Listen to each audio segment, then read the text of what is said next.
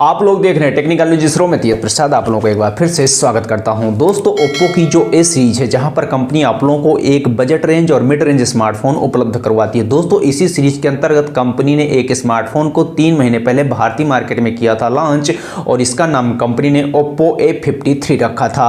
इसकी सफलता के बाद इसी का एक सक्सेसर वेरिएंट 5G नेटवर्क को सपोर्ट करने वाले स्मार्टफोन को आज कंपनी ने कर दिया है लॉन्च, और इसका नाम कंपनी ने ओप्पो A53 5G रखा है।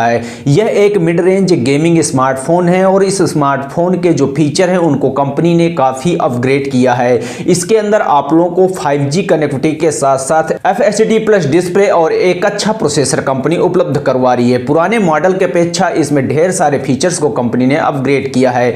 तो दोस्तों, इस वीडियो में हम इसी ओप्पो A53 5G के फीचर्स के बारे में बात करने वाले हैं। इसके अलावा इसके भारतीय मार्केट में कीमत और उपलब्धता के बारे में चर्चा करने वाले हैं। यह smartphone black, blue, white colour के साथ ऑलरेडी परचेस करने के लिए उपलब्ध हो चुका है। तो चलिए फिर दोस्तों देख लेते हैं इसके अन्य फीचर्स के बारे में। तो दोस्तों आगे बढ़ूं, सबसे पहले अगर मैं बात करूं इस ओप्पो A53 5G के सबसे पहले डिजाइन के बारे में, तो इसके बैक पैनल से हम करते हैं शुरुआत। जैसा हम हमेशा करते हैं, तो इसके बैक साइड पर आप लोग को ग्रेडियंट 3D कलर फिनिशिंग देखने को मिलने वाली है, जिसके साथ कुछ लाइट इफेक्ट भी आप लोगों को देखने को मिल जाएगा। स्क्वायर शेप में इसके बैक साइड पर आप लोगों को ट्रिपल कैमरे, LED फ्लैश की सुविधा, इसके अलावा साइड में पावर बटन के साथ इसमें फिंगरप्रिंट सेंसर कंपनी उपलब्ध करवा रही है। बैक साइड से स्मार्टफोन देखने में मुझे एक प्रीमियम लुक डिजाइन का दिखता है। अगर बात करते हैं इसके फ्रंट साइड डिजाइन के बारे में, तो यहां पर आप लोगों को सिंगल पंच होल डिजाइन की डिस्प्ले कंपनी उपलब्ध करवा रही है, जिसमें सिंगल कैमरा कंपनी दे रही है। इस स्मार्टफोन के डिस्प्ले और बॉडी का जो रेशियो है 86% का है। स्मार्टफोन देखने में ठीक ठाक लगता है एक मिड रेंज स्मार्टफोन के तौर पर। आप लोग कैसा लगा कृपया नीचे कमेंट करके मुझे जरूर बताइएगा। इसके अलावा दोस्तों अगर बात करें इस ओप्पो A53 5G के डिस्प्ले के बारे में, तो जो इससे पहले ओप्पो A53 लॉन्च हुआ था उसमें HD प्लस डिस्प्ले कंपनी दे रही थी। हालांकि इसमें आप लोगों को FHD प्लस डिस्प्ले कंपनी दे रही है। इसके अंदर आप लोगों को 6.5 इंच की FHD प्लस डिस्प्ले कंपनी दे रही है, जिसका रेजोल्यूशन 1080x2460 पिक्सल का है। 20:9 रेशियो की इसमें डिस्प्ले मिलती है, जिसका ब्राइटनेस निट 480 निट का है। 90 हर्ट्ज का रिफ्रेश रेट इसमें देखने को मिलने वाला है। इसके अलावा इसके डिस्प्ले पर आप लोगों को 2.5D कवर्ड ग्लास की फिनिशिंग देखने को मिल जाएगी। दोस्तों, एक मिड रेंज स्मार्टफोन के तौर पर काफी अच्छी और काफी स्मूथ डिस्प्ले आप लोगों को इस स्मार्टफोन के अंदर देखने को मिलने वाली है। अगर बात करते हैं इस स्मार्टफोन के प्रोसेसर के बारे में, तो जो ओप्पो A53 लॉन्च हुआ था उसके अंदर कंपनी आप लोगों को स्नैपड्रैगन का एक entry level 450 octa core processor उपलब्ध करवा रही थी। इसके अंदर कंपनी आप लोगों को मीडियाटेक का Dimensity 720 5G octa core processor उपलब्ध करवा रही है, जिसकी मैक्सिमम स्पीड लॉक्ड है 2.2 गीगाहर्ट्ज पर। जिसके साथ कंपनी आप लोगों को जीपीयू दे रही है माली का G57 7 नैनोमीटर पर बिल्ट किया गया है प्रोसेसर। इसमें आप लोगों को 5G नेटवर्क के साथ साथ गेमिंग का भी भरपूर एक्सपीरियंस मिलने वाला है। इसके अलावा डेली टास्क बड़ी आसानी से आप लोग पूरे कर पाएंगे। दोस्तों, मेरे हिसाब से एक मिड रेंज स्मार्टफोन के तौर पर इसके अंदर आप लोगों को काफी अच्छा प्रोसेसर कंपनी उपलब्ध करवा रही है।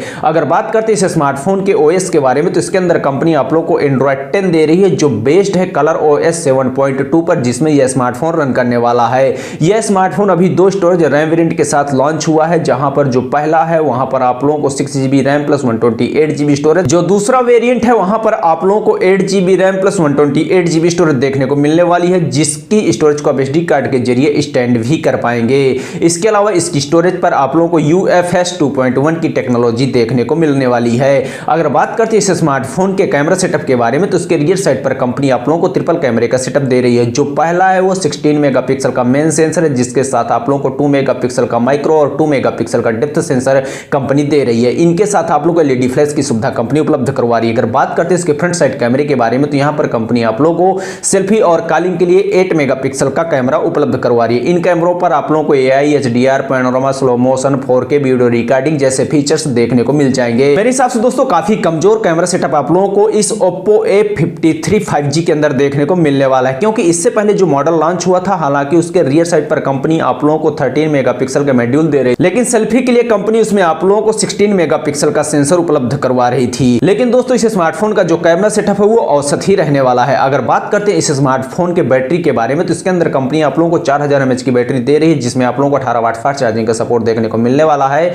चार्जिंग के लिए कंपनी इसमें आप लोगों को माइक्रो USB Type-C उपलब्ध करवा रही है। अगर बात करते हैं इसके अन्य फीचर्स के बारे में, तो इसके अंदर आप लोगों को 5G dual 4G wifi, GPS, FM radio, 3.5mm audio jack, accelerometer, proximity sensor, compass जैसे ढेर सारे सेंसर देखने को मिलने वाले हैं। इसके अलावा दोस्तों अगर फाइनली बात करते हैं इस OPPO A53 5G की भारतीय मार्केट में कीमत और उपलब्धता के बारे में, तो यहां पर मैं आप लोगों को जानकारी के लिए बता दूं कि कंपनी ने अभी इसको चाइना के मार्केट में किया है लॉन्च। जैसे कंपनी ने पिछले मॉडल को OPPO A53 को इंडोनेशिया में किया था लॉन्च, वैसे ही अभी कंपनी ने इसको चाइना के मार्केट में किया है लॉन्च, और यह स्मार्टफोन जनवरी के महीने तक भारतीय मार्केट में देखने को मिलने वाला है। अगर इसकी कीमत के बारे में चर्चा करते हैं तो अगर चाइना की करेंसी को भारतीय करेंसी से कन्वर्ट करते हैं तो इसकी कीमत भारतीय मार्केट में लगभग 14,000 रुपए के आसपास रहने वाली है। तो मेरे हिसाब से अगर कंपनी इस प्राइस सेगमेंट के साथ इसको भारतीय मार्केट में करती है लॉन्च, तो मेरे हिसाब से यह एक नॉर्मल ही स्मार्टफोन होने वाला है। लेकिन दोस्तों अगर इसकी कीमत कंपनी 10 से 12,000 रुपए के आसपास रखती है तो काफी अच्छा एक mid range gaming 5G network को सपोर्ट करने वाला स्मार्टफोन हो सकता है, और ओप्पो कंपनी का सबसे सस्ता 5G स्मार्टफोन भारतीय मार्केट में हो सकता है।